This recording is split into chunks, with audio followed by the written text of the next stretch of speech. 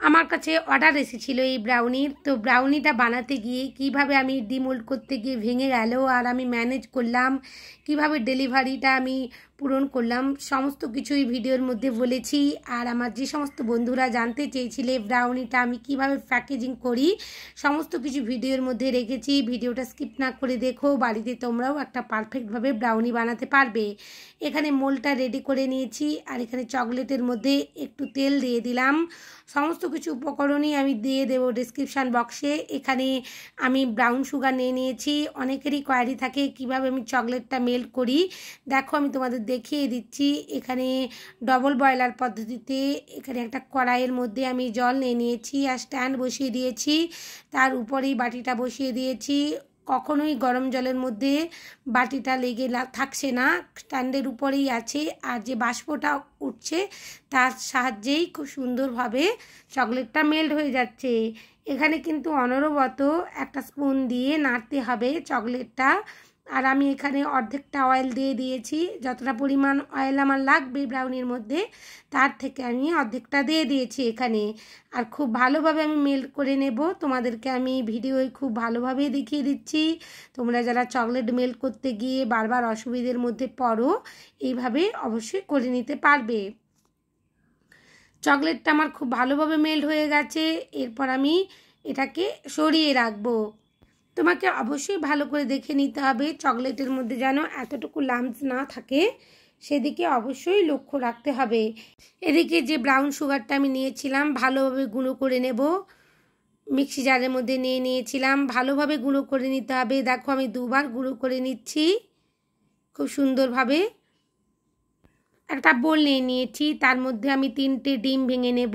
এখানে আমি 3টে ডিম দিয়ে ব্রাউনি বানাবো।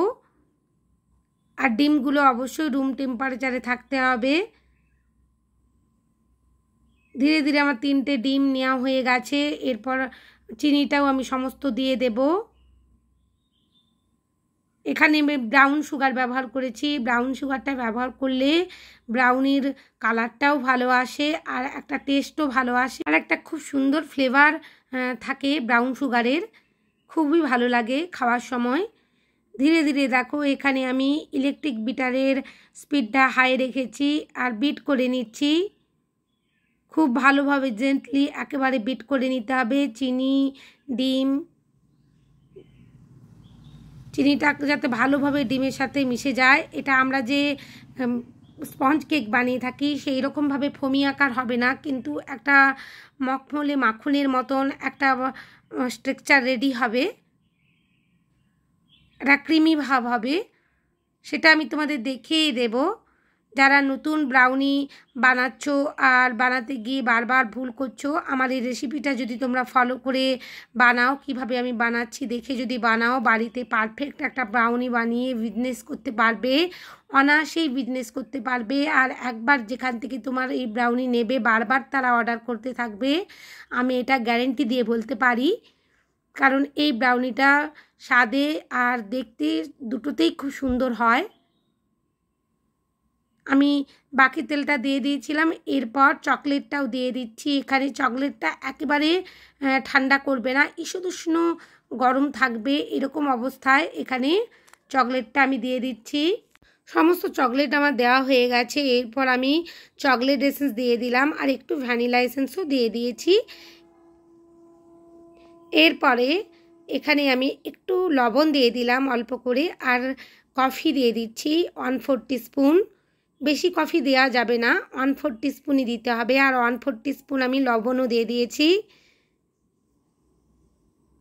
ভালোভাবে মিশিয়ে নিয়েছি কফি আর লবণটা। বিটারের কাটা আমি খুলে নিয়েছি। এখানে একটা স্ট্রেনারের মধ্যে সমস্ত শুকনো উপকরণগুলো দিয়ে দেবো স্টেপ বাই স্টেপ। এখানে ময়দা আর কোকো পাউডারটা দিয়ে দিয়েছি আর ভালোভাবে চেলে নিলাম। খুবই ভালোভাবে চেলে নিতে হবে কোকো পাউডার দেওয়ার পর। এরপর একটা স্প্যাচুলা নিয়ে ধীরে ধীরে আমি একই রোতে মিশিয়ে নেব। তোমরা কাট অ্যান্ড ফোল্ড মেথডেও মেশাতে পারো। ধীরে ধীরে দেখো আমার কত সুন্দর মিশ্রণটা মিশে গেছে। আর আগে থেকে অবশ্যই মোল্ডটা রেডি করে নেবে। যে মোল্ডের মধ্যে তোমরা এই ব্রাউনিটা বেক করবে সেই মোল্ডটা অবশ্যই আগে থেকে রেডি করে রেখে দিতে হবে। ধীরে ধীরে আমার ব্রাউনিটা খুব ভালোভাবে মিশে গেছে। এরপর আমি সমস্ত ব্যাটারটা ঢেলে নেব। আমি মোল্ডের চারিদিক থেকে একটু করে বাটার পেপার এক্সট্রা রেখেছিলাম, যাতে ব্রাউনিটা তোলবার সময় কোনো রকমের অসুবিধে না হয় ডিমোল্ড করবার সময়। কিন্তু আজকেই দেখলাম আমার ব্রাউনিটার একটা কণ থেকে কীভাবে ছেড়ে গেল। এখানে দেখো স্কিওয়ারটা দিয়ে আমি চারিদিকে ব্যাটারগুলো ছড়িয়ে দিচ্ছি, যাতে ইভেনলি চারিদিকে সমানভাবে বেক হয় আর সমানভাবে একটা স্ট্রাকচার থাকে। ধীরে ধীরে আমি চারিদিক থেকে একটা প্যালেট নাইফ দিয়ে মোল্ড আউট করার চেষ্টা করছি, কিন্তু একটু তাড়াহুড়ো করবার জন্যই এখানে একটা দিক থেকে ছেড়ে গেছিলো। কিন্তু কিভাবে ম্যানেজ করেছি নতুনভাবে আবার না বানিয়েও কিভাবে একই ব্রাউনি দিয়ে আমি 9 পিস করে নিয়েছি, সমস্তটাই তোমাদের সাথে শেয়ার করছি। আর ভালোভাবে ডেলিভারিটা পূরণ করতে পেরেছি। তবে আমি ডেলিভারি দেওয়ার সময় বলে দিয়েছিলাম স্যারকে যে আমার একটা ব্রাউনির একটু ছোট বড় হয়ে গেছে, ওটা একটু ম্যানেজ করে নেবেন। দেখো এখানে আমি চকলেট যে ডেকোরেশনের জন্য গানাশ রেডি করে রেখেছিলাম 1:1 রেশিওতে, সেই গানাশটা দিয়েই এখানে সেটিংটা করে নিচ্ছি। ধীরে ধীরে আমি সমান মাপে কেটে নেব। একটু ছোট বড় হয়ে গেছিলো, যেহেতু এখানে একটা দিকটা ছেড়ে যাচ্ছিলো, তাই একটু ছোট বড় হয়ে যাচ্ছিল। কোনো অসুবিধে নেই, ম্যানেজ আমি করেই নেব। তোমরাও যদি এইরকম ধরনের কোনো অসুবিধার মধ্যে পড়ে যাও হঠাৎ করে, কিন্তু ঘাবড়াবে না, ম্যানেজ করে নিতে হবে। আমার ক্ষণটা ভেঙে যাওয়ার পরে আমার নিজেরই মাথা ঘুরে যাচ্ছিল যে কি করব, আমি কিভাবে ম্যানেজ করব, কিন্তু একটু স্থিরভাবে চুপ করে ভেবে নিয়ে আমি ম্যানেজটা করে নিয়েছি। কোনো অসুবিধে হচ্ছে না। ব্রাউনিটা যখন ফ্রিজের মধ্যে সেট হয়ে যাবে, আমি গানাশ যেখানটায় দিয়ে ম্যানেজ করেছি কোনো কিছুই বোঝা যাবে না। ধীরে ধীরে দেখো আমি সাইড থেকেও কেটে নিলাম একটু করে। এরপর একটা আমি যে কেকের র্যাক কিনেছি ঠান্ডা করব বলে বা গ্লেজ কেকগুলো বানানোর জন্য, সেই র্যাকের মধ্যেই সাজিয়ে নেব। এতে দুদিক থেকেই ভালোভাবে ঠান্ডা হয়ে যাবে, নিচের অংশ থেকেও আর উপরের অংশ থেকেও। সেট হয়ে গেছে, তোমাদের দেখিয়ে দিচ্ছি। দেখো হাত দিয়ে আমি তুলছি কিন্তু ভাঙছে না, একটু মনে হচ্ছিল ছেড়ে যাচ্ছিল, তো আমি আবারও সেট করে নিলাম। এরপর চকলেট যে আমি গানাশ রেডি করেছিলাম, চকলেট গানাশ দিয়ে ডেকোরেশনটা করে নেব। আর ডেকোরেশন করার পরে ফ্রিজের মধ্যে সেট করে নেব আমি আধ ঘন্টা। এখানে পাইপিং ব্যাগের মধ্যে গানাশটা ভরে নিয়েছি।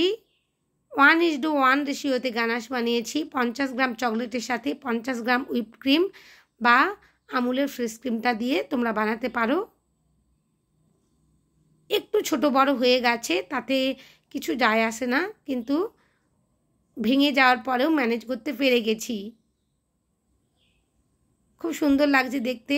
আমি এটা সেট করে নিয়েছি, দেখো আমার হাতে লাগছে না, তোমাদের আমি সেটাও দেখিয়ে দিচ্ছি। এখানে ব্রাউনির বাক্স আর টিস্যু পেপার নিয়ে এসেছি। প্রথমে আমি টিস্যু পেপারটা বিছিয়ে নেব, তারপরে ব্রাউনিগুলো রাখবো। আবার ব্রাউনিগুলোর উপরেও একটা টিস্যু পেপার আমি দিয়ে দেব। আমার এই ভিডিওটা যদি তোমাদের ভালো লাগে, যদি মনে হয় দিদির কথাগুলো আমাদের কিছুটা হলেও কাজে লাগছে, প্লিজ আমার চ্যানেলে নতুন বন্ধু হয়ে থাকলে চ্যানেলটা সাবস্ক্রাইব করবার অনুরোধ জানালাম। পাশে থাকা বেল আইকনে ক্লিক করতে ভুলো না, যাতে সমস্ত ভিডিওর নোটিফিকেশান পৌঁছে যায়। লাইক শেয়ার কমেন্ট অবশ্যই করো বন্ধুরা, তোমাদের লাইক শেয়ার কমেন্ট আমাকে কাজ করতে উৎসাহিত করে। দেখো খুব সুন্দরভাবে আমি প্যাকেজিংটা করে দেখিয়ে দিলাম তোমাদের, কোনো রকমের অসুবিধে হবে না আশা রাখছি। সবাই খুব ভালো থেকো, অনেক কেক বানিও। অনেক ধন্যবাদ বন্ধুরা।